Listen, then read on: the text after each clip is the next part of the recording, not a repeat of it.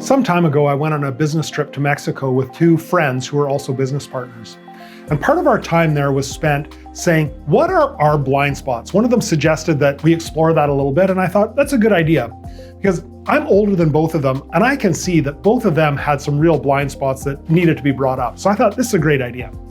So we started with the first guy. He was the youngest. We both pointed some things out. He didn't buy it fully. We argued, we debated, we gave examples, and this was a deep dive. So this was a couple hours of discussion.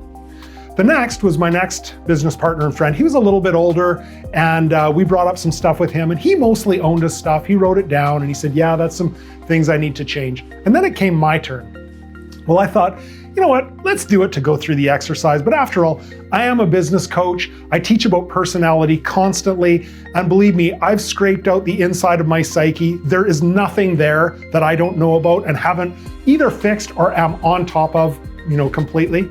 Well, they came out with one thing, and then they came out with another and another. They said, you're way too dominant. When people want to talk to you, you're always already trying to pack up. It makes it look like you don't care. Bam, bam, and they hit me again and again. And finally, I could only say, you know what, you're so right. I thought I had those things fixed, but there's still blind spots, and I'm an old guy. So I got out my pen and I made my list too. And when I went home, I showed the list to my wife and she said, well, yeah, I've told you all those things. And I said, yeah, I guess I'm not a very good listener either. But when someone says to you, this is an area that you need to grow in, this is a blind spot, that is a gift. And you should just say thank you, because getting self-knowledge is the only way that you're going to grow.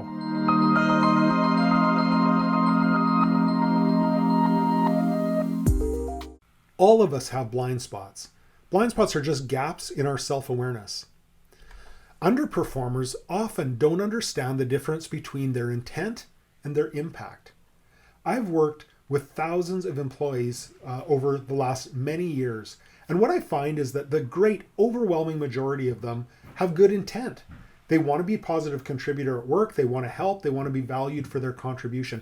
They just don't understand how it's received by others. So their intention is good, but they don't understand the impact of their behaviors on others around them. And that may be attitude-based behaviors, or it may be productivity-based behaviors. They just don't get enough done, or they've got difficult attitudes. But usually the intent is good. It's just that the action doesn't follow the intent, and they don't understand the gap there.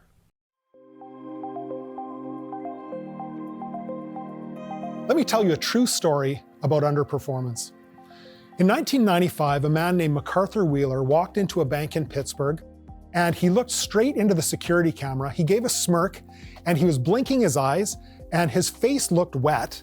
And he walked straight up to a teller, he pulled a gun, he robbed the bank, he walked out. On his way out, he smiled, smirked into the security camera again, and walked out of the bank. He walked down the street, walked into another bank, and did exactly the same thing. Looked up into the camera, blinking, his face wet, robbed the bank, and then went home. Well, the people at the bank called the police. The police picked up the security tape, and they found out who this person was. And by dinner time, they were at his house arresting him. And he was shocked. He was stunned, actually. And he said, I don't understand how you could have arrested me. How did you see me? And they showed him pictures like, that's you in the security footage, right? And he was like, yeah, but I was wearing the juice. I don't understand. Well, they thought maybe he was stoned. So they arrested him. They took him down into the station, and they did a little interrogation. Here was his story, okay? He had learned somewhere along the way that lemon juice makes invisible ink. I don't know, maybe he got his robbery advice from the back of an Archie comic. And he thought, hey, if I just spray my face with invisible ink, I'm totally invisible to cameras, unless of course I get near a heat source when it shows up again. This is what he actually believed. Well, this story was on the news, and it caught the eye of a psychologist named David Dunning. And he thought, I wonder if there's a wider effect going on here. So he enlisted another of his grad students, Justin Kruger, and they said, let's investigate this. Are people not very good at judging their level of competence? So here's what they did. They made a general knowledge test and they administered it to one of their grad classes. And it was just a general knowledge, and they said, fill out the test and then estimate how did you do relative to the rest of the class. Here's what they found, okay? This is a huge insight. The people who did worst on the test thought they did great. In fact, they thought they were at the top of the class. The people who did best on the test thought that they did worse than they actually did.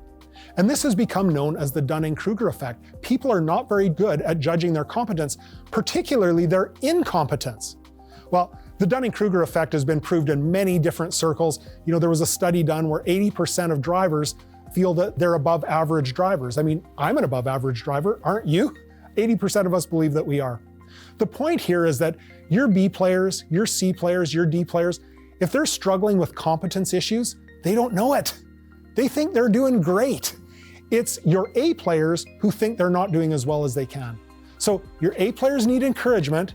Your B, C, and D players need reality advice so that they can see where they're really at, because none of us are very good at judging our own competence.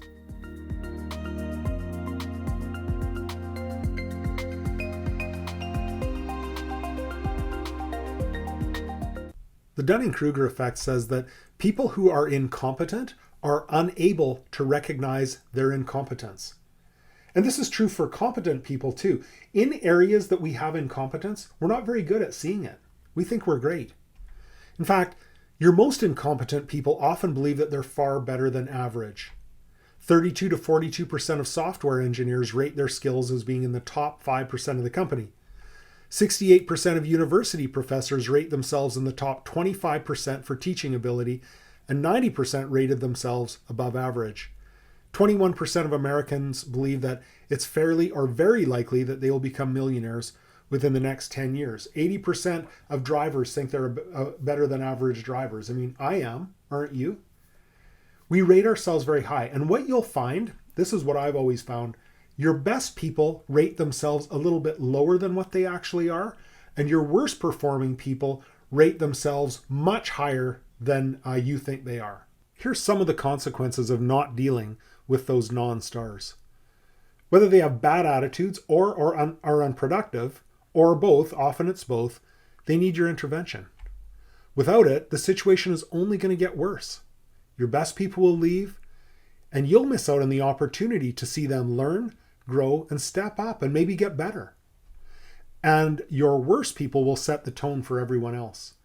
When you allow underperformance to continue, those underperformers don't rise up to meet the performance of your best people. Your best people's performance sinks to match the lowest common denominator.